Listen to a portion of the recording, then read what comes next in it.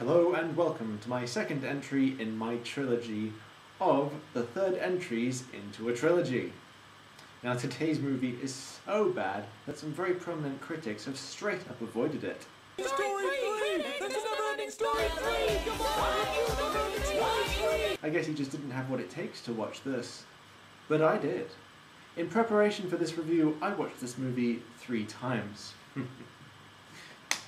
So now, inflicted with a strong desire to end my life, I present to you the review for A Neverending Story 3. So it starts here with some Bender running through a school hallway.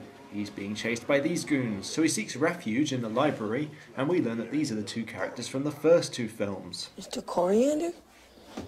Mr. Coriander, don't you remember me?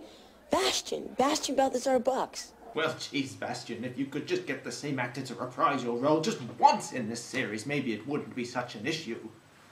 I mean, we've gone from this to, hey, now I bleach my hair, to, hey, now I don't even have any regard for my hair. Yes, it appears that Jonathan Brandis was a bit busy playing soccer in drag, so instead playing Bastian as the kid from Free Willy. He proceeds to read the Neverending Story and reveals how he made it to this position. So basically, Bastian's father has remarried to this woman doing a poor Jenny Haggerty impersonation. I'm being too harsh, aren't I? He needs more time. Take your time, Bastian. I can always write you a late note. Ugh, awful. And he has a rather unwilling stepsister to contend with as well. That is so Un? uncool, unsophisticated, unhappening. Just Wow, this movie's dialogue, it's just so, well, So that was the reason he made himself look like an idiot. What a twat. So they get to school, and this is who Bastian was running from, this group called the Nasties, the leader of which is played by Jack Black. Seems that before he got famous, this is the sort of crap that he had to put up with. There's this incredibly unfunny chemistry he has with one of his goons, which I can only describe as Bulk and Skull gone wrong. Okay. The print's too small. You know what it is? Your brain is too small. A print is fine. So the Nasties catch up with Bastian, so he uses the book to get back to Fantasia. It's my story, and I say I return to Fantasia to escape the Nasties! And I say you return to drama school to learn some acting! Sebastian makes the trip and meets up with the gnomes from the first film, who strangely recognise him even though he never interacted with them. Atreyu did. Speaking of which, Atreyu's nowhere to be found in this movie. I understand that they wanted to make some room for the new stepsister character, but a nod and an explanation as to where his whereabouts wouldn't have gone amiss. Well, there are other characters who have returned, and they all seem to have acquired a tremendous amount of annoyingness. But I really want to talk about this next bit when there's an unbelievably bad version of Born to be Wild song by the Rockbiter. It's not the Freudian slip by the puppeteer for the baby Rockbiter that makes it so notable, it's this.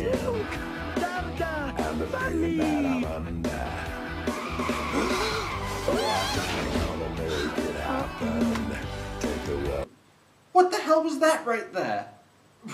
Was that actually meant to be funny? It was horrific! And that wasn't even the last of it, there's more. I haven't seen such pointless bunny abuse since those stupid HSA adverts.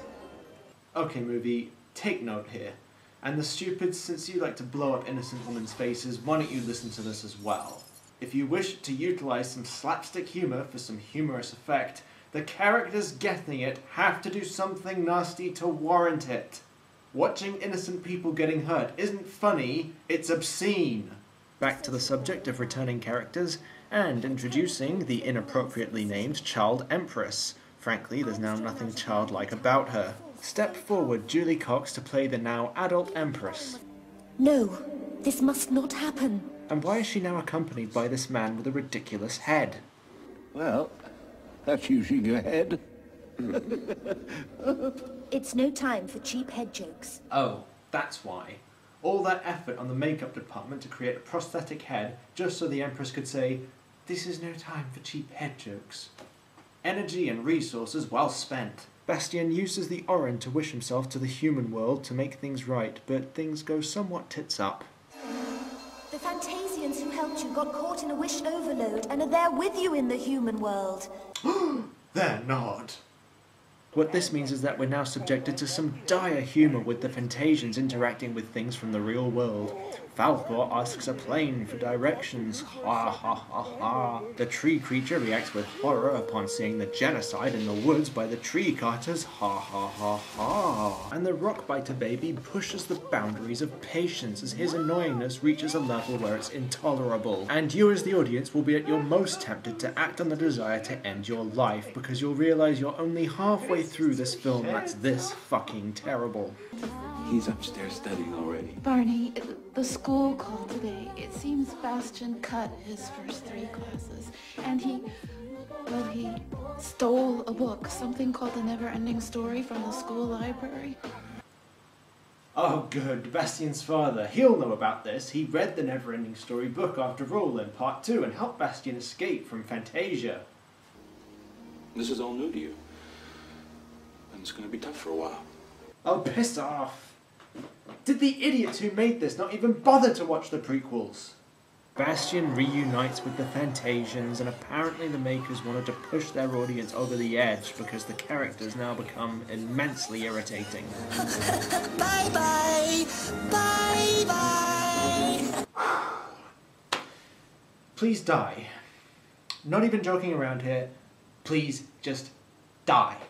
When Falcor takes flight, once he gets high enough, fall off, crash to the ground, and shatter into pieces.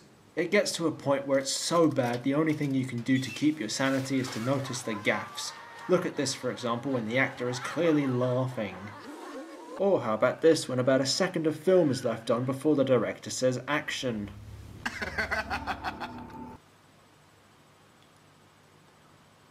Okay, in 3, 2, 1. That's so stupid!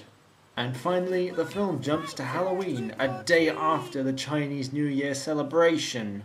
Brilliant. Well, moving from the gaffes back to the story, though it's hard to make a distinction, the stepsister has stolen the Orin. We wish what? I wish you would just leave me alone. Leave all of us alone and stop breathing your camel breath on us. And go back to your cage where you belong. Okay, when the baby rockbiter takes his fatal plunge, can he please land on top of her? Nicole and Bastian's parents then have an argument, which causes Nicole to run out into the street in distress. Bastian follows her and states that he's determined not to let their parents get divorced, but then gets knocked down by some electrical explosion that happens 30 feet away. Somehow this instills some determination in Bastian and Nicole, who go back to confront the nasties. Nicole gains possession of the book and then dictates this to happen. All at once. It was as if Bastian was transformed into a deadly combination of Bruce Lee, Steven Seagal, and Jean-Claude Van Damme. And to echo the question put forth by Andrew Borntrager, what kind of self-respecting movie that doesn't have Jean-Claude Van Damme in it references Van Damme? The culmination of this movie, where Nicole attributes Bastian with martial arts prowess and gets him to kick the nasties' anuses, is simply embarrassing, much like everything else in this piss-poor effort. After some awful fight choreography on the level of Pocket Ninjas, Nicole reads about their parents getting divorced. Oh my god. Wow, pathetic. Yo, oh my god, guy. Why don't you show the young lady how it's done? Oh my God!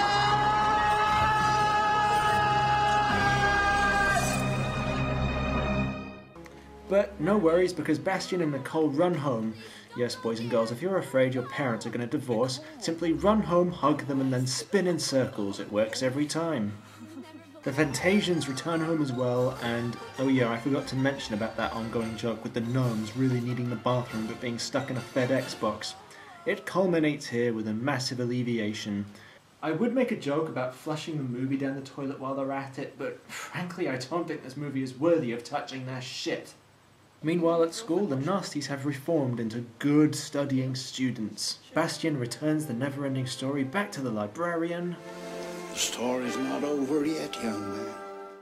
No, don't even think about making a Neverending Story 4, lest you'll be hearing from me again. Well, everything's wrapped up in a pretty little package. I guess our two protagonists can now walk out into the sunset, or the dimly lit corridor.